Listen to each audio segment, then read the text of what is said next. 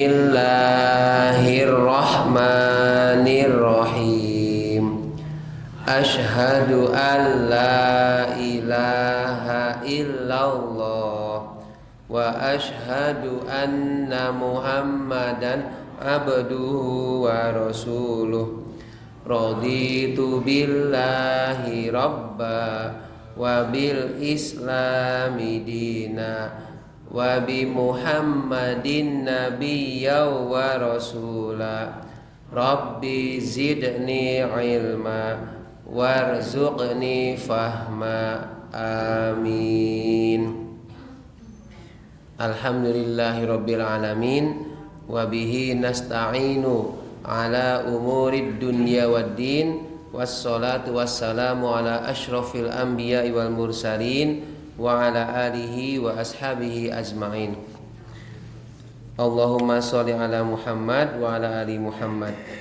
Rabbi shrah li sadri wa yassir li amri wahlul 'uqdatam min lisani yafqahu qawli.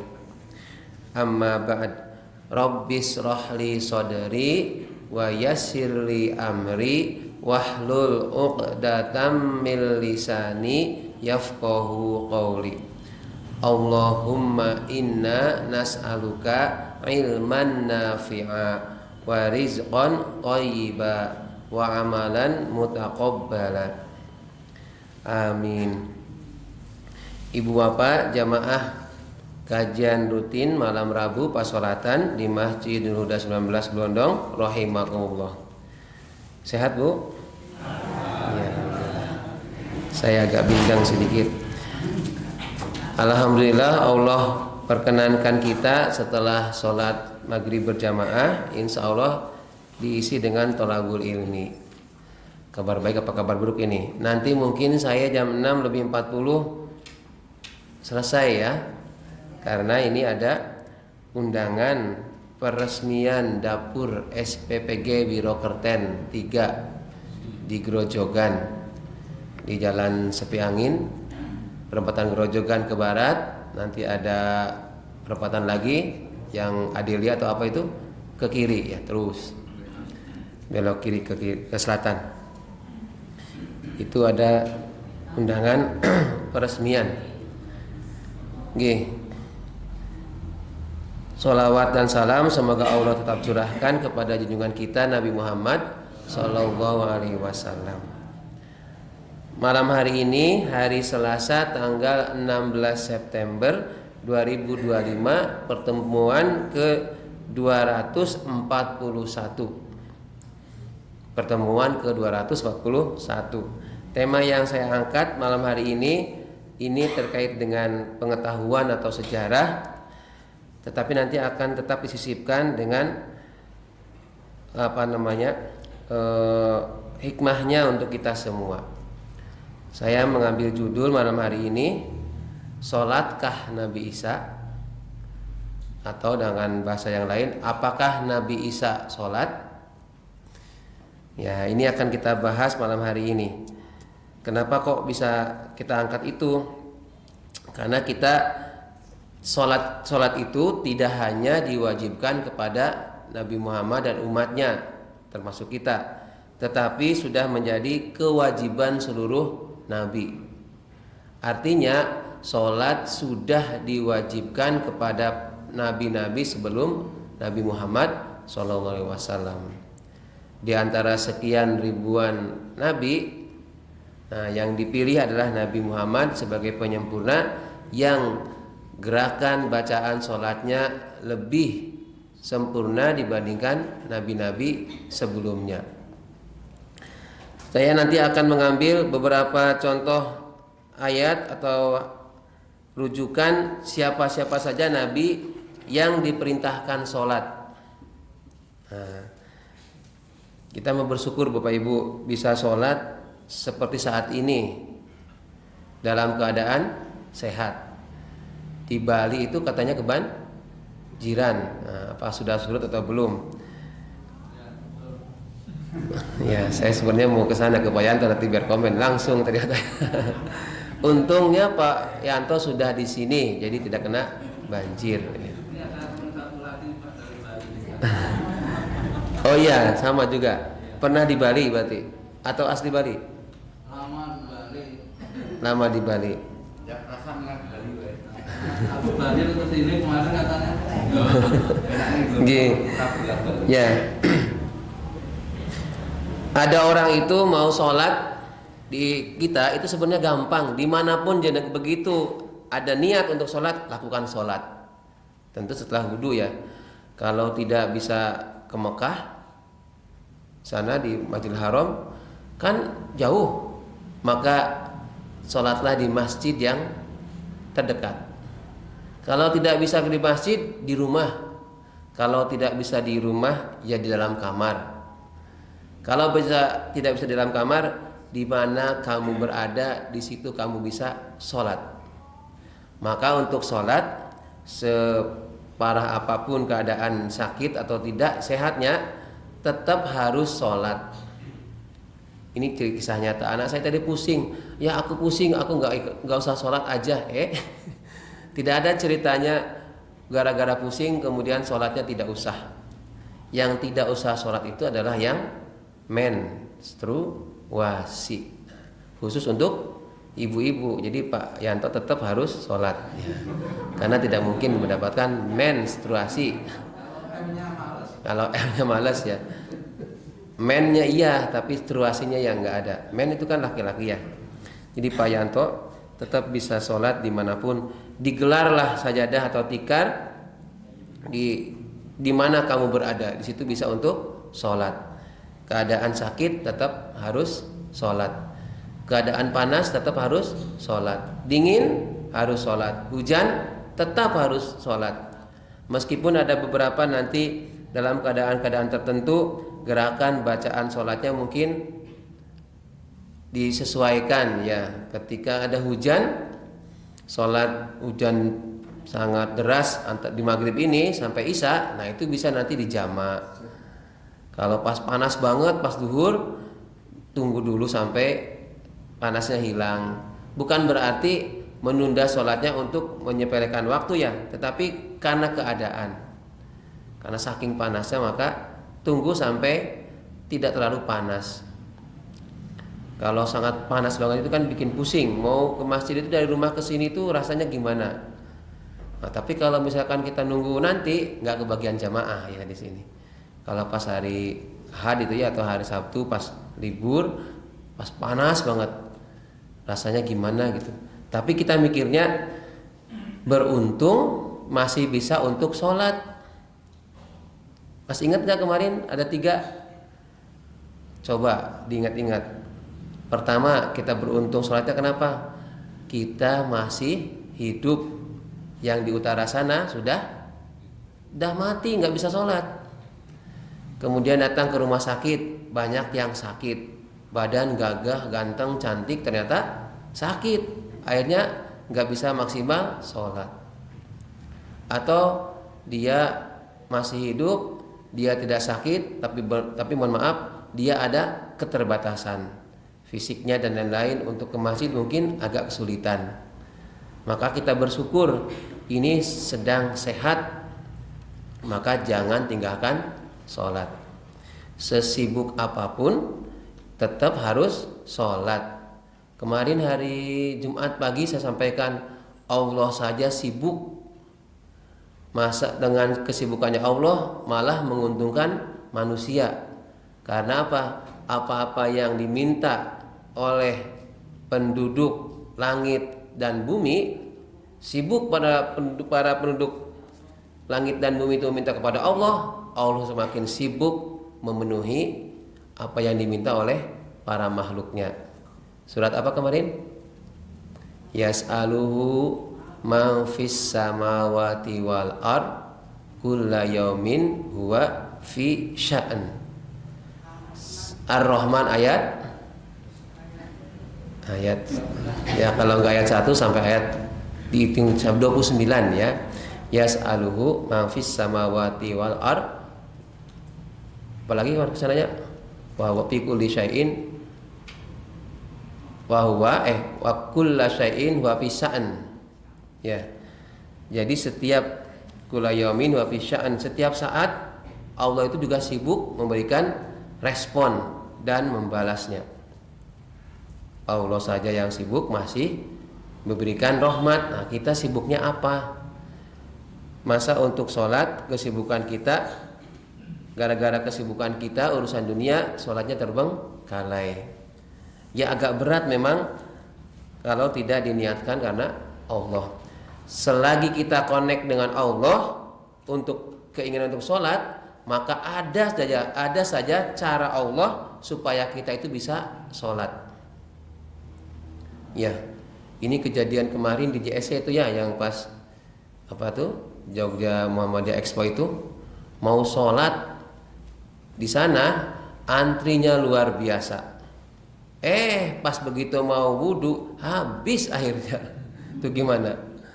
Ternyata tidak lama setelah itu airnya bisa sholat. Ya, kalau kita sudah niat mau sholat tetap aja bisa untuk sholat. Sudah antri panjang, ternyata di musola ya sebelah barat, sebelah mana itu? Timur apa barat ya itu? Timur di EC ya. Itu ternyata habis akhirnya ya. Nah, saking banyaknya saking membludak yang mau hadir ke sana. Karena di sana waktu itu ada Lula Kamal yang hari ada, bukan ya Mas Hendy itu kan itu untuk anak-anak muda. Nah, saya daerah situ ke atas jadinya ada Lula Kamal. Apa yang diingat dari Lula Kamal kemarin, olahraga yang terbaik itu adalah kesehatan terbaik adalah tidur. Tidur itu adalah kasta terbaik untuk istirahat, untuk sehat. Kemudian olahraga yang tidak dinamakan olahraga terbaik adalah sholat. Di sholat itu tidak disebut olahraga memang, tapi gerakan-gerakannya itu seperti orang sedang olahraga. Karena yang ngomong dokter saya iyain ya. Meskipun perlu ada penelitian secara ilmiah ya. Karena apa yang disampaikan orang itu pengetahuan bisa jadi tidak mutlak benar. Tapi kalau apa yang disampaikan oleh Al-Quran, apa yang disampaikan dalam Al-Quran pasti benarnya.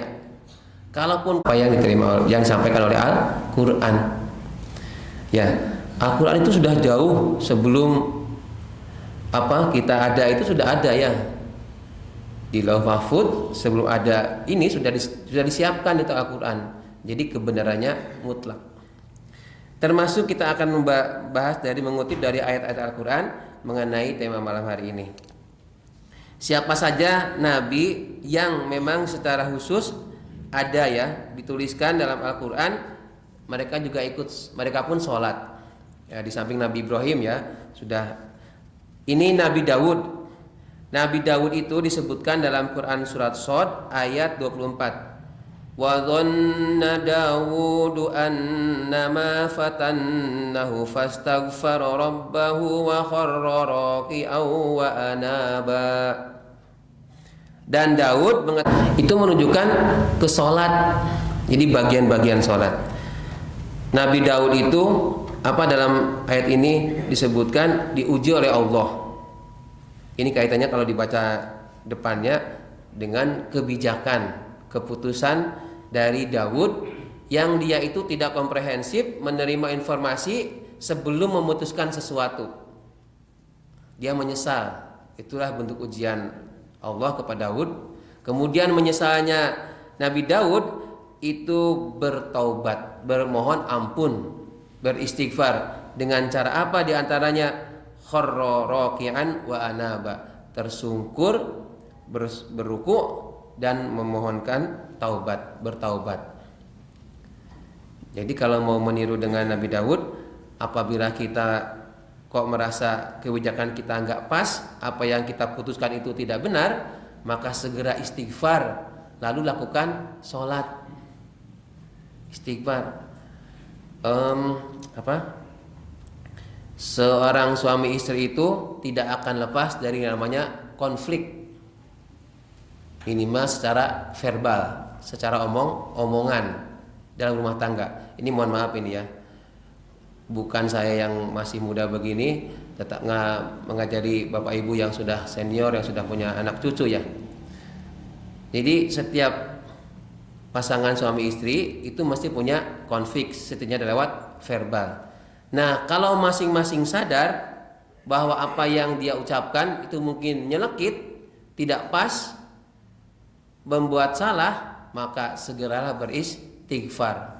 Kalau perlu lakukan sholat. Saya menyesal tadi berkata begini-begini kepada suami, saya menyesal begini-begini kepada istri.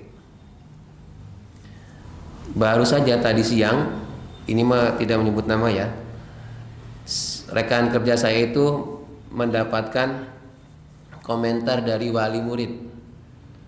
Jadi ada siswa diingatkan oleh rekan kami itu, kemudian walinya komplain, alah sok tahu, kalau bahasa kitanya itu sok tahu, wong baru punya anak bayi urung setahun wis ngomongin anak yang usia remaja. Wah, gimana itu? Itu sombong banget kan berarti ya. Nauzubillah min dzalik ini Bapak Ibu, jangan kalau jadi wali coba jenengan sehari aja jadi guru, gimana itu? Di sekolah maksudnya ya. Itu bisa repot itu. Dulu pas zaman Covid aja kan repot ya, ada daring-daring. Jadi karena yang disebut sombong itu bukan sekedar lewat perhiasan atau kedudukan, tapi bisa juga dari sikap, yakni tidak mau menerima kebenaran. Nah, kita tidak mau menjadi orang-orang yang sombong. Kata Nabi, orang yang sombong itu kelak di akhirat jalannya mirip semut beriringan, digiringnya kemana? Ke neraka jahanam, takabur. Jadi yang orang yang sombong, terutama tidak mau membenarkan Al-Quran, tidak membenarkan tentang Allah, tentang hari kiamat, itu namanya takabur, sombong. Siap-siap kelak di akhirat itu mirip semut berduyun-duyun, tetapi apa? Dengan cara yang kaki di kepala di kaki, ada yang menjuru lidahnya dan lain-lain, itu seolah-olah dia itu mau menuju tempat yang bakal dia selamat, ternyata nyemplung ke dalam neraka. Naudzubillah min dzalik. Kan ada orang bisa antrian ya, ada antrian saking panjangnya, yang belakang kan itu tidak tahu depannya tuh mau kemana, pokoknya harus ikuti aja. Ternyata ikut masuknya ke dalam neraka. Naudzubillah min dzalik. Itu pelajaran dari sholatnya Nabi Daud. Jadi Nabi Daud itu sebelum bertaubat beristighfar dulu, kemudian sholat. Lalu Nabi Sulaiman pun pernah lupa sholat asar. Disebutkan bahwa Nabi Sulaiman itu pada suatu sore dia asik dengan melihat-lihat kuda. Kudanya sangat bagus, takjub, membuat apa? Membuat dia lupa waktu asar terlewat. Nah, berarti kan dulu sudah ada waktu asar ya. Sehingga dalam hal ini Allah berfirman dalam Quran surat Shad juga ayat 30 sampai 33. Saya bacakan artinya saja ya. Dan kami karuniakan kepada Daud, Sulaiman, dia adalah sebaik-baik hamba. Sesungguhnya dia amat taat kepada Tuhannya. Ingatlah ketika ditunjukkan kepadanya kuda-kuda yang tenang di waktu berhenti dan cepat waktu berlari pada waktu sore, maka ia berkata, sesungguhnya aku menyukai kesenangan terhadap barang yang baik, yaitu kuda, sehingga aku lalai mengingat Tuhanku sampai kuda itu hilang dari pandangan. Bawalah kuda-kuda itu kembali kepadaku. Lalu ia potong kaki dan leher kuda itu. Ini menunjukkan ada kata-kata untuk mengingat Allah dengan kata, sholatnya dengan kata zikri Robbi, mengingat Tuhanku. Bisa jadi jenengan ada apa?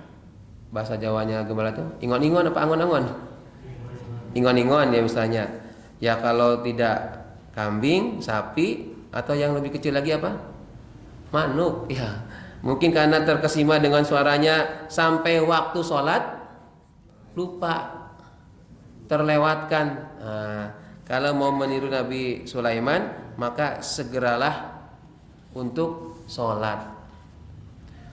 Itu kan Nabi Nabi Sulaiman, emangnya Rasul pernah juga, Rasul Shallallahu Alaihi Wasallam, Nabi Muhammad pun pernah juga sibuk. Tapi sibuknya wajar ini, yakni sibuk manakala perang Khandaq. Dalam perang Khandaq itu Nabi Muhammad namanya sedang perang ya. Jadi memang ada keadaan itu membuat Nabi sibuk lalu melupakan, bukan melupakan sengaja ya. Tidak sengaja waktu sholat asar terlewat.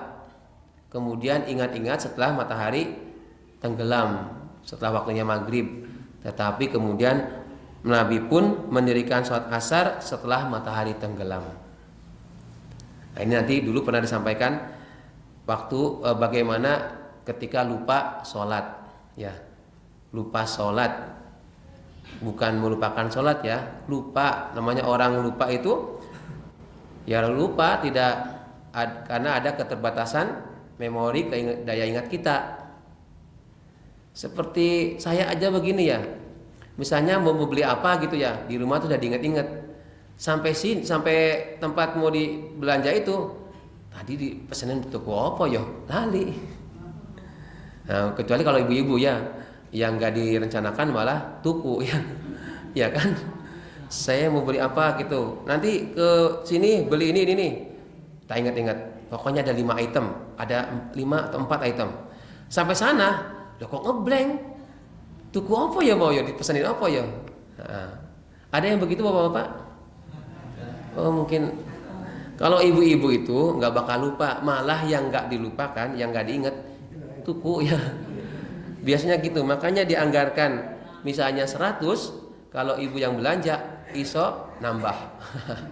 Nah, jadi kalau ngawal suami itu sebenarnya seneng istrinya itu kalau belanja dampingi itu. Yang nggak seneng itu begitu sana ke kasir ya. Hah?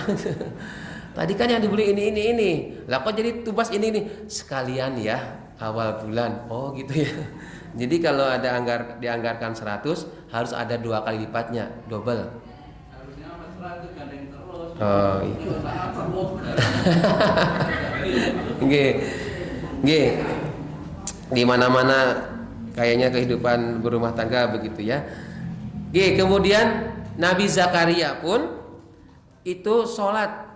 Ini diabadikan dalam Quran surat Ali Imran ayat 39. Fanadasul malaikatu wa huwa qaimun yusolli fil mihrab. Kemudian malaikat Jibril memanggil Zakaria sedangkan Zakaria tengah berdiri melakukan sholat di mihrab. Bukan Zakaria sini ya. Ini nama Nabi Zakaria ini. Nabi Zakaria pun itu melakukan sholat yusolli fil mihrab, berarti melakukan sholat di mihrab. Ini menunjukkan Nabi Zakaria pun sholat. Apa yang bisa kita tiru? Di mihrab ada tempat khusus untuk sholat. Di rumah jenengan ada tidak? Meskipun seukuran sajadah, dispesialkan ini untuk tempat sholat. Kalau tidak bisa untuk 2 jamaah gitu ya, setidaknya ada 1 space, ada ruangan untuk sholat. Kita sudah meniru Nabi Zakaria di mihrab khusus. Mihrab itu tidak harus seperti ini gini, kemudian ada tertutup, enggak ya. Dikhususkan. Kemudian Nabi Musa dan Harun pun sama.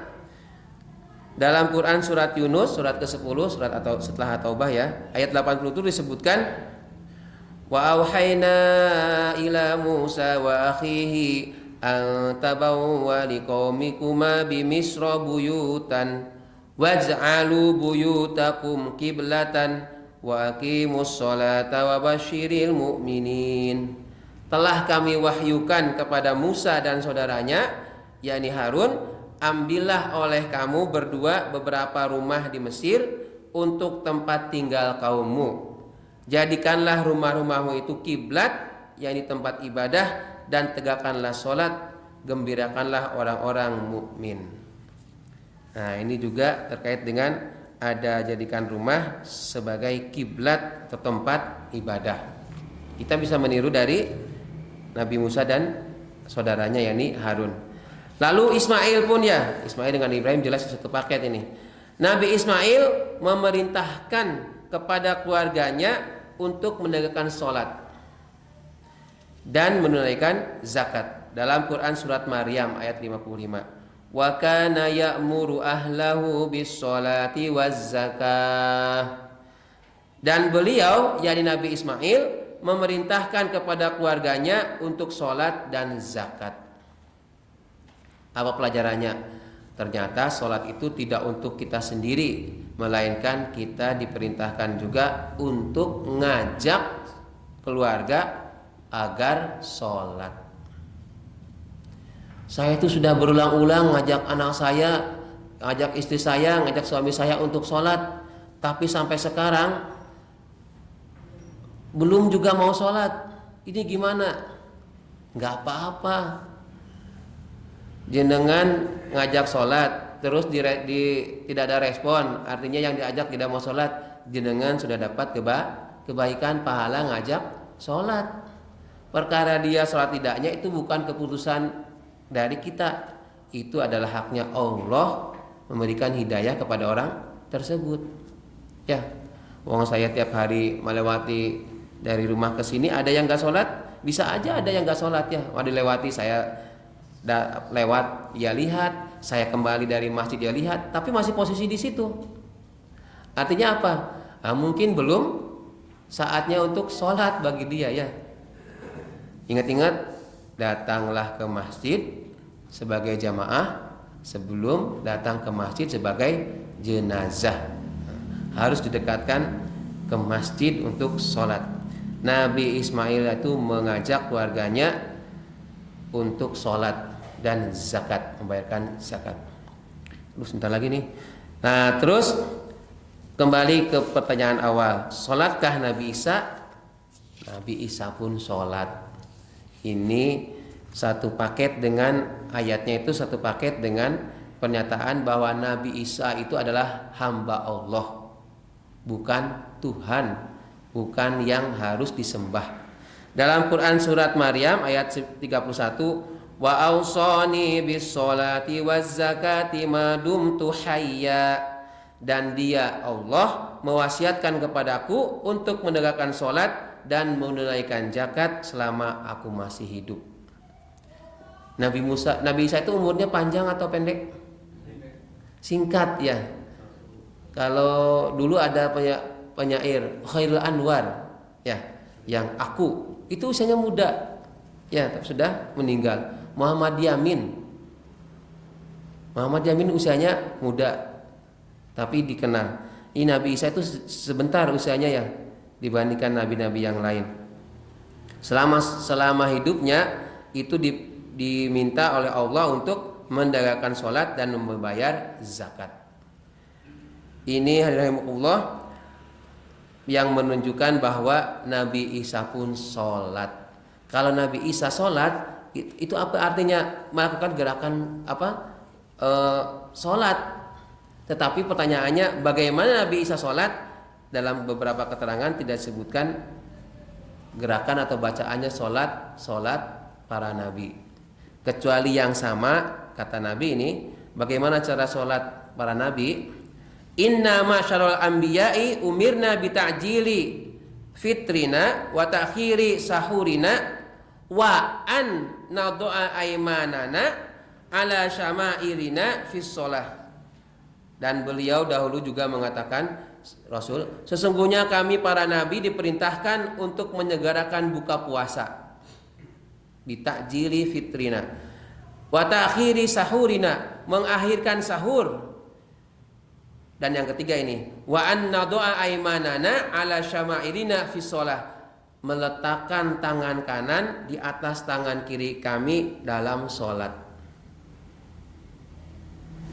Yang sama di antara para nabi untuk sholat adalah meletakkan tangan kanan di atas tangan kiri. Lalu apakah gerakannya dari mulai takbir sampai salam sama atau tidaknya, itu tidak ditemukan keterangan yang lebih detail ya. Tapi yang sama adalah meletakkan tangan kanan di atas tangan kiri. Itu. Dan keistimewaan dari Nabi Isa disebutkan bahwa Nabi Isa itu orang yang pertama kali mendirikan sholat maghrib. Nah, dulu pernah disampaikan mengenai sejarah sholat ya, sholat zuhur, sholat asar, sholat maghrib, isya, subuh itu disebutkan. Saya ngutip lagi, Nabi Isa itu adalah orang yang pertama kali mendirikan sholat maghrib. Berapa rakaatnya? Ya 3 rakaat, dengan alasan rakaat pertama itu sebagai apa? Syukur kepada Allah karena memaklumkan akan ketiadaan ketuhanan pada dirinya. Jadi bersyukur. Nabi Isa tuh khawatir, aku dikultuskan.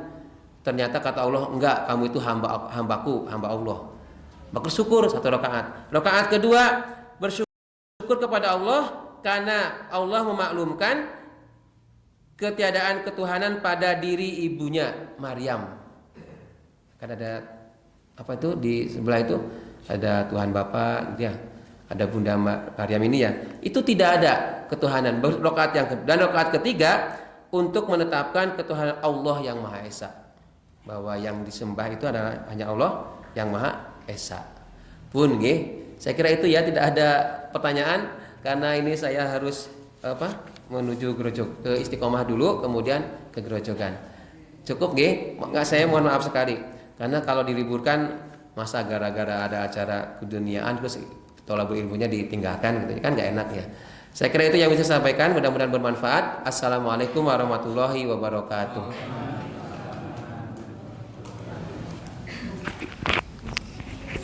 Ya silahkan mau yang lain aktivitas.